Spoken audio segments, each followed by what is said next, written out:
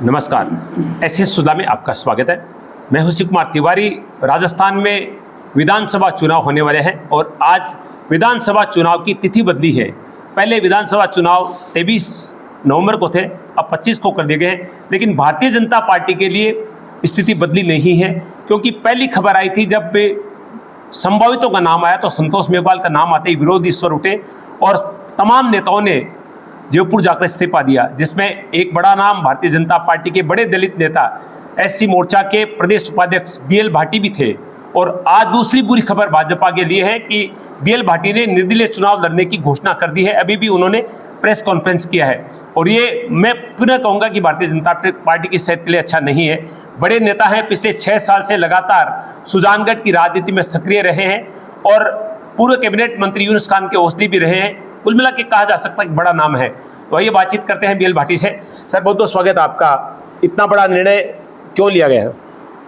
नहीं, देखिए सर, हमने जब आपने बता ही दिया कि 1 तारीख को जब मीडिया में आपके माध्यम से एक खबर आई कि साहब फलाने कैंडिडेट को संभावित टिकट दी जा रही है और वो कैंडिडेट कांग्रेस से छोड़ के पार्टी में आए।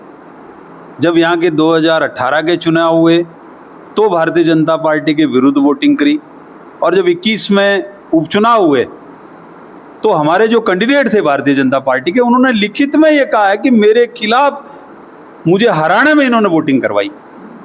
आज ऐसे कैंडिडेट को अगर पार्टी का नाम आया तो सारे पार्टी के पदाधिकारी आक्रोशित हुए और रात में ही जयपुर पहुंचे, भारतीय जनता पार्टी के शीर्ष नेतृत्व के सामने अपनी बात रखी और यहाँ तक कहा कि साहब ये 6 कैंडिडेट हम लोग आए हैं जो बीजेपी के मूल कैंडिडेट हैं और इन कैंडिडेट्स को इनमें से आप जो अच्छा लगे उसको, आप जो सर्वे में आपका अच्छा है उसको टिकट दे दो, हम साथ हैं, नहीं तो हम सामूहिक रूप से इस्तीफा दे देंगे।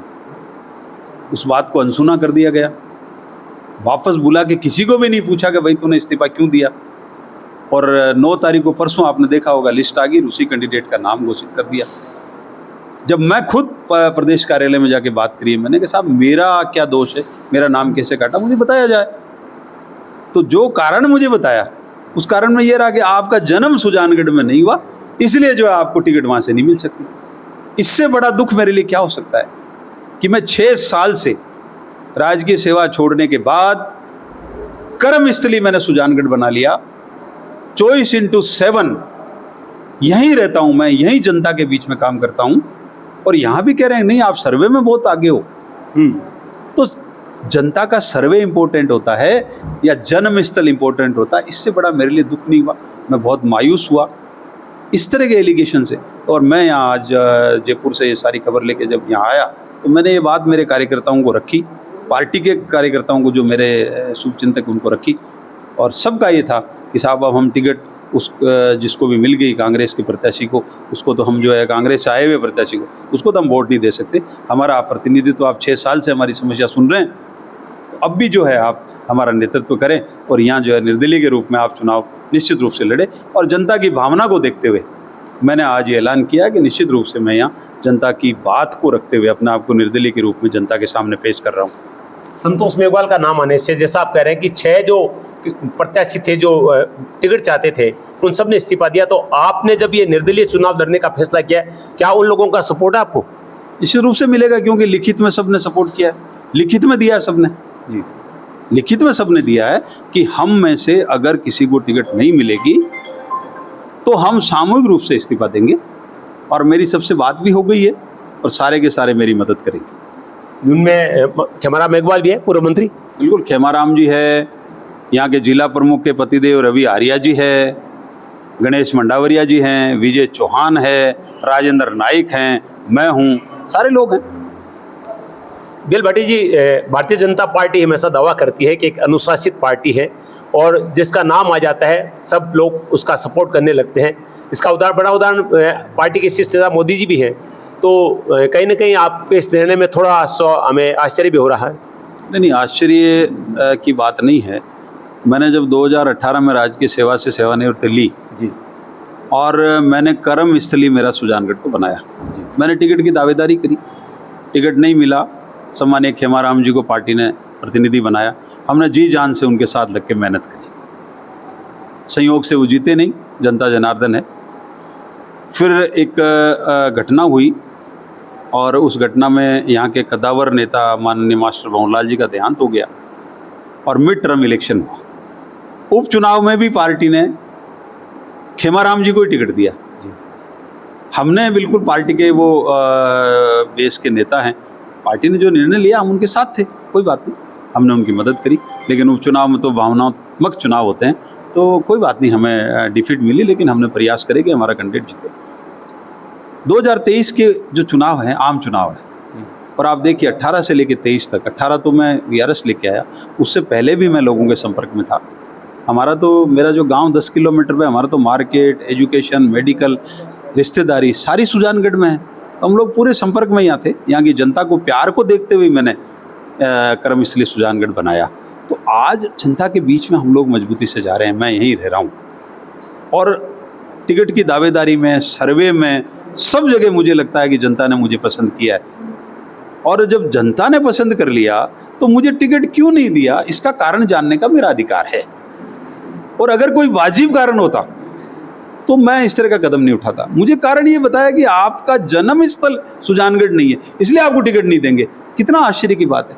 आज राजस्थान के किसी भी कोने में कोई भी बसता है, वो किसी भी विधानसभा से जाके चुनाव लड़ सकता है। बिल्कुल बिल्कुल हुआ है, 7 सांसदों को लड़ाया जा रहा है, अनेक स्थानों पर भाग के कैंडिडेट है। इस कारण से अगर चुनाव, तो कितना बड़ा दुख होगा, अगर आपको भी हो तो कितना बड़ा दुख होगा। और जनता प्यार करती है।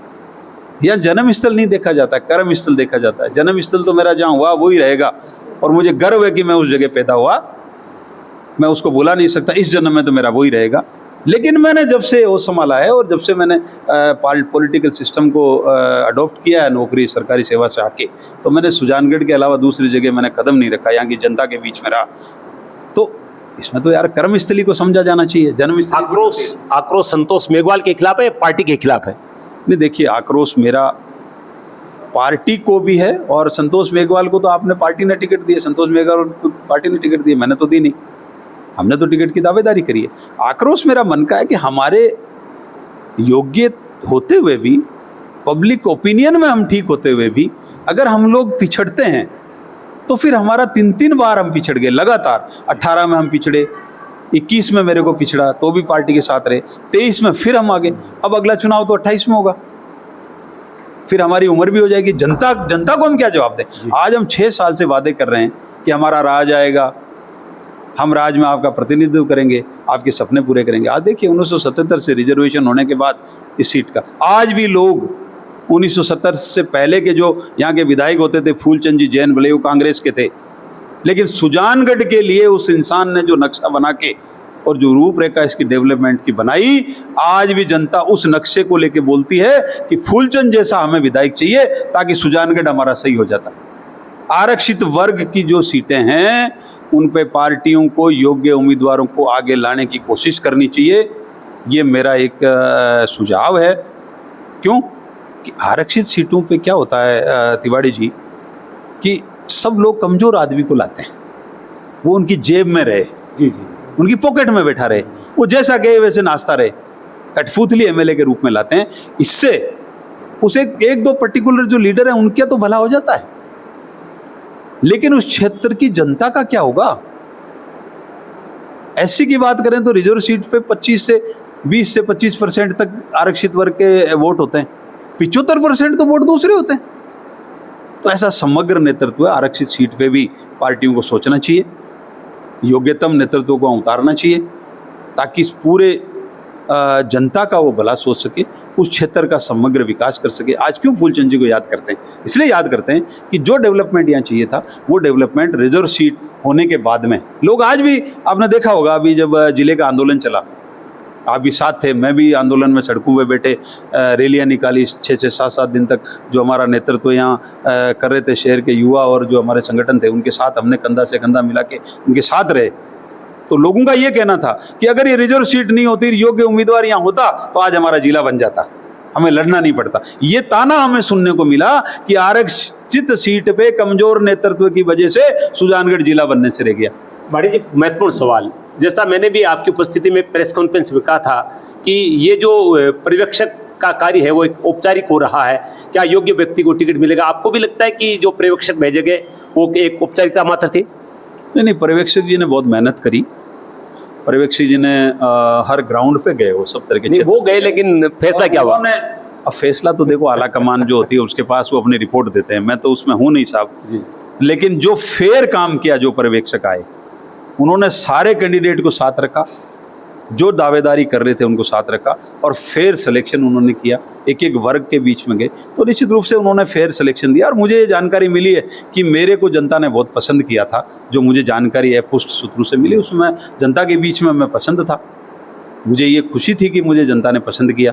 और जब जनता पसंद कर रही है और फिर मुझे नेतृत्व करने का मौका नहीं दिया जाता है, तो मेरे लिए दुख की बात है। अच्छा, अब ऐसा क्या करेंगे कि पार्टी को पुनर्विचार करना पड़े? ऐसा कोई दबाव बनाने का प्रयास होगा? नहीं, दबाव की बात नहीं है। देखो, मुझे जैसे ही भारतीय जनता पार्टी को ज्वाइन करी, सक्रिय सदस्य बना, मुझे पार्टी ने जिम्मेदारी भी दी प्रदेश स्तर की, निश्चित रूप से।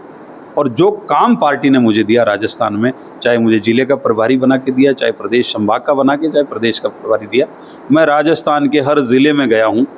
अनुसूचित जाति वर्ग में पार्टी को मजबूत करने के मैंने पूरे प्रयास किए, मजबूती से पार्टी के साथ काम किया। तो और जब काम की पूजा अगर नहीं होती तो थोड़ा दर्द होता है।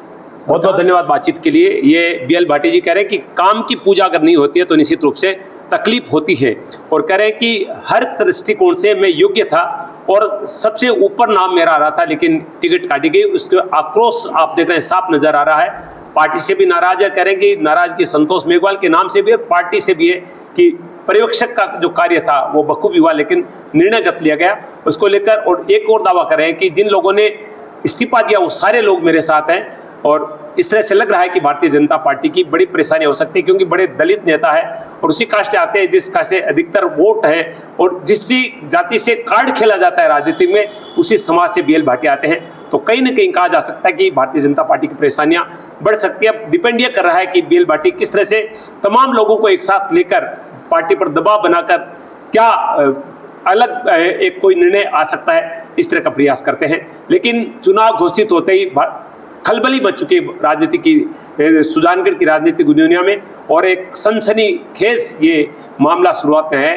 देखते हैं इसका असर कितना इस विधानसभा क्षेत्र पर पड़ता है। ऐसे सुलगले में शिव कुमार तिवारी, विवेक तिवारी के साथ आप सबका धन्यवाद। नमस्कार।